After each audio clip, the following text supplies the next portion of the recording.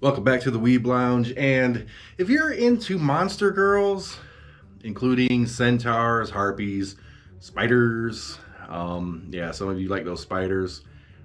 No, just don't, no. Then I guess this anime is for you. It's lighthearted, ecky, fun, and yeah, lots of really, really big opie.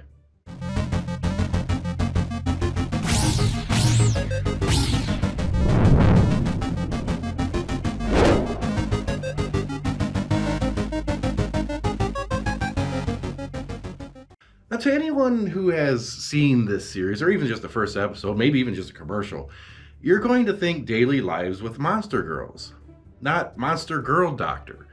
Why?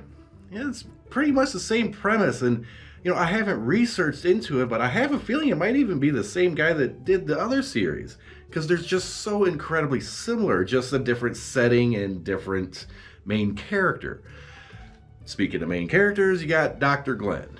Dr. Glenn, he's like this know-nothing human, but for whatever reason, he specializes in monster girl medicine. Don't doctors usually just kind of specialize in a field, not, girls in general? I mean, outside of certain things or whatever, but I mean just like anything and everything to do females and not human. Cough, flu, only girls though. This guy does not come off as like any kind of pervert or anything. He comes off as being a straight-laced doctor, someone responsible, got their head on straight, no nonsense. But there's got to be something pervy there. There's really got to be something pervy there. And all the monster girls, at least to some degree, is pervy. And the examinations always go the perv route. It always goes the ecky route.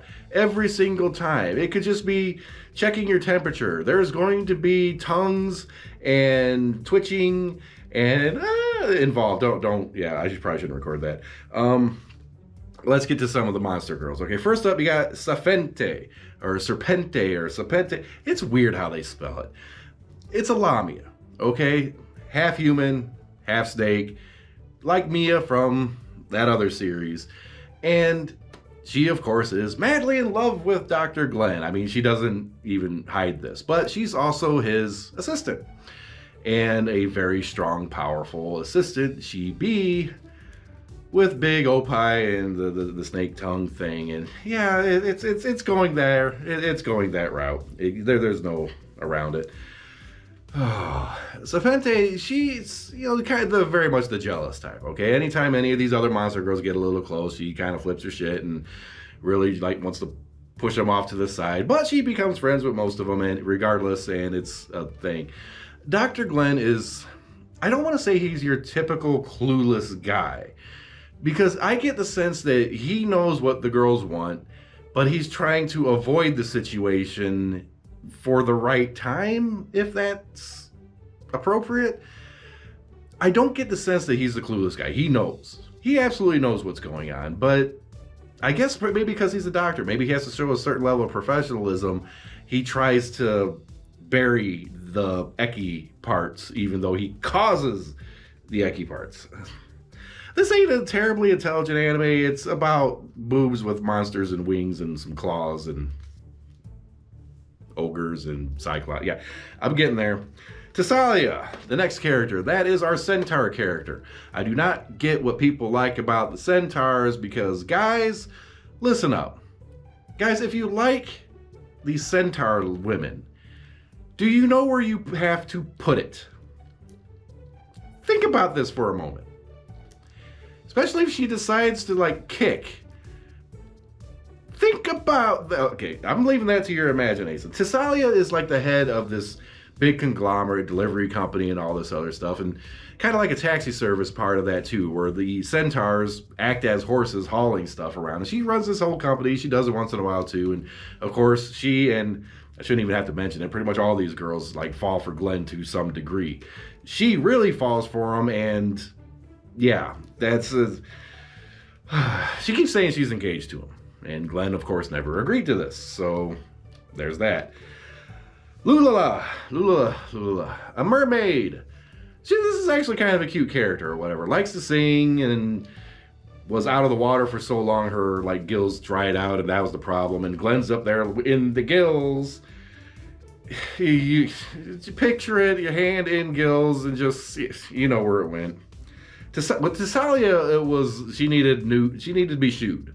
Okay, she's like, I guess sees that as like dishonorable or, you know, below nobility or whatever. But of course, you know, Glenn gets her new horseshoes and she's happy. Okay, and that was that. Cecilia, dry fins. I mean, Lulu, dry fins. If Cecilia had dry fins, it would be a centaur mermaid. I don't think I've ever seen that. I don't want to see that. Aranya, spider. No. That's all there is to it. To anybody who has the spider girl fetish, my God, there is some trauma in your life that you probably need. You're lacking certain trauma. Big titty spider girl is a no. All right, she weaves cloth because spider webs and stuff. She's really good at it. Apparently can perform surgery, which I'll get to later. But if it's the spider girl you like, you need trauma in your life. Go stick your hand in a vat of tarantulas or something. My God, don't do that because I don't want to get in trouble. But I'm saying you need something to put your mind right, okay? That's my opinion on that, and I ain't changing it. Kudai, zombie. Not really. She's like this fighter person, like body parts spliced all together. Comes off as zombie, but I think more Frankenstein's monster kind of thing, where body parts from different living things were put on her, and now she's her own person. It comes off as a zombie, like I said, but she fights. She's got boobs. They bounce. It's eki anime. It's definitely eki anime.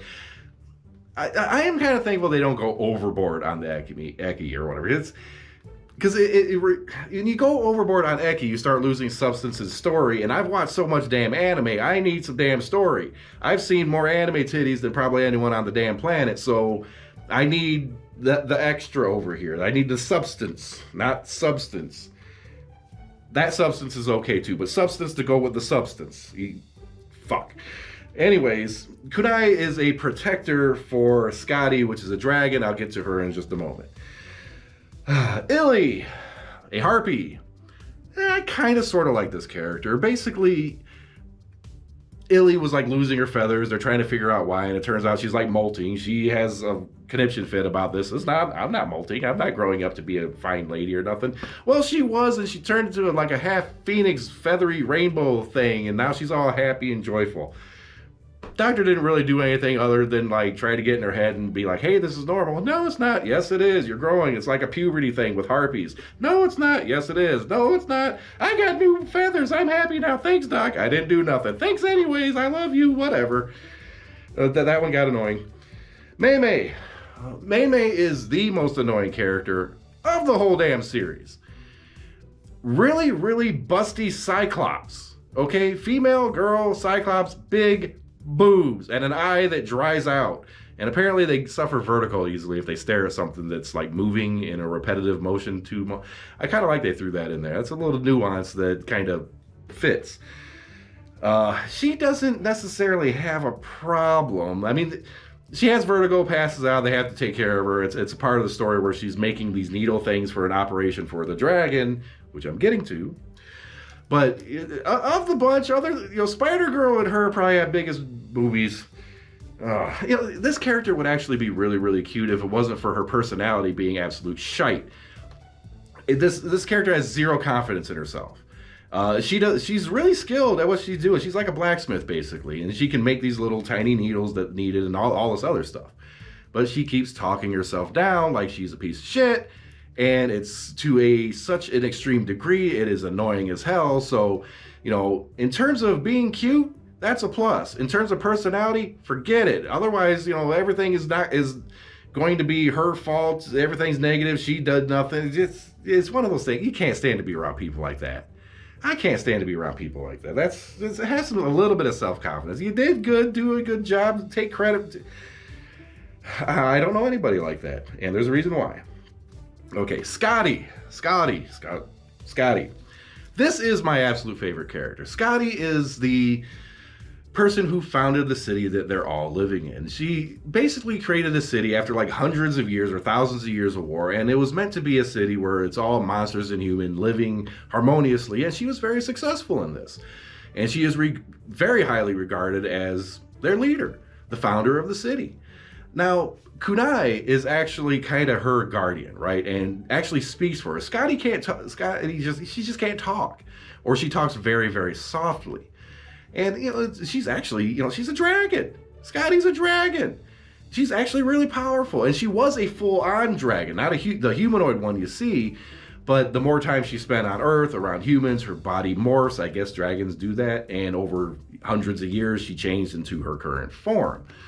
Now, this is where like the big story arc goes to. Everybody's got some kind of malady, right? And Dr. Glenn has to go there, make the girls moan a little bit while he cures them, and there's that. Oh, okay. You know what? Before I get to Scotty's malady, I got to mention Cthulhu thing. This is like, it's not, I don't know, it's not really Cthulhu. It's just it looks like a big-titted octopus.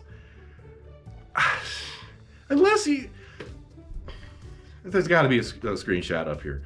That's the best way I could put it.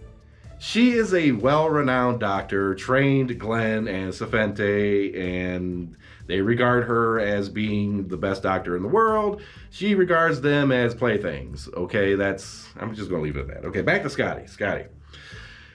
She, unfortunately, has this giant-ass tumor right dead in her chest. Of course it's on her chest. I mean, where else is it going to be? And it's acting like a second heart. So this is slowly killing her. It's just, starting to spread throughout her entire body. It's draining her blood or whatever. Eventually it's going to kill her. And they have to come up with this really, really complicated means of fixing her. With Maymay, the Cyclops, the one that doesn't take credit for nothing, has to make the needles. And then the Spider Girl is, since she's really good at sewing and very, very fast and accurate, is suturing up all these blood vessels and stuff. And everybody's got some kind of role to kind of try to save the founder of the city that everybody loves, right? Well, at first, this character comes off as, quiet, noble, a very strong leader, speak softly, carry a big stick kind of thing, right? And that's exactly what she did.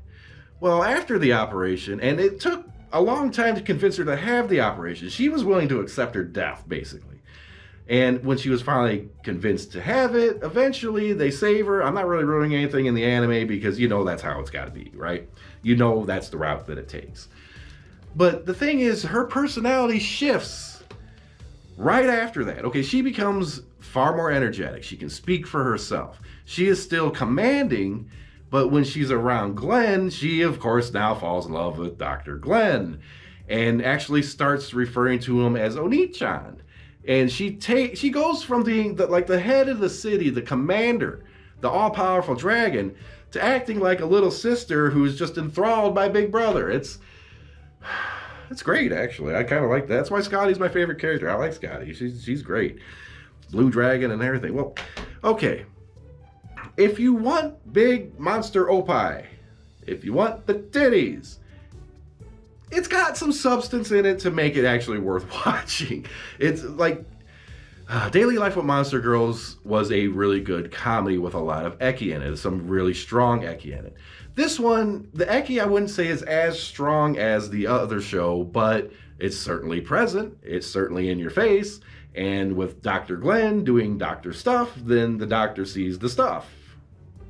I can't put it any better than that. Doctor sees stuff. He sees a lot of stuff. I want to be a doctor. It's too late for that. I don't have the acumen. Yeah.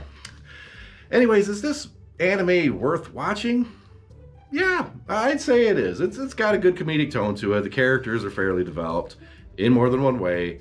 Fuck the Spider Girl. I am sorry. I don't care. Spider Girl bad. No nightmares. Like, subscribe, share, hit that notification button if you're scared of spiders. If you don't like spiders, if you don't want the Spider Girl, like, share, subscribe, all that stuff. If you do like the Spider Girls and everything, do it anyways because I need help. Anyways, with that, go ahead and watch the show. Wouldn't necessarily watch it with your parents around if you're younger. Yeah, it's not X, it's ecchi. I'll see you in the next video.